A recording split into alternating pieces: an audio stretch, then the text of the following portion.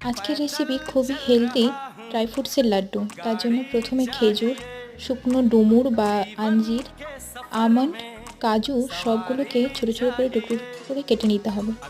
এরপর শুকনো কড়াইতে তিল দিয়ে এপিট ওপিট করে একটু লাল করে ভেজে নিয়ে নামিয়ে রাখবো। আবারও ওই কড়াইতে 2 চামচ ঘি দিয়ে কাঠবাদাম ও কাজু বাদামগুলো সামান্য নাড়াচাড়া করে তার মধ্যে পাম্পকিন সিড ও সানফ্লাওয়ার সিডস দিয়ে একটুক্ষণ নাড়াচাড়া করে নিতে হবে ভালোভাবে।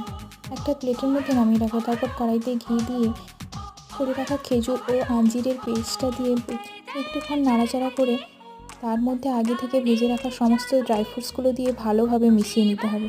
একটুক্ষণ নাড়াচাড়া করে একটা বোলের মধ্যে নামিয়ে রেখে ঠান্ডা হয়ে গেলে আগে থেকে ভেজে রাখা তিল দিয়ে ভালোভাবে মিশিয়ে হাতের সাহায্যে গোল গোল শেপ দিয়ে লাড্ডুর মতো করে নিলেই রেডি আজকে আমাদের এই ড্রাই ফ্রুটস লাড্ডু। এই লাড্ডু খুবই হেলদি, তাই আপনারা বাড়িতে একবার ট্রাই করবেন। কেমন হয়েছে অবশ্যই জানাবেন কিন্তু।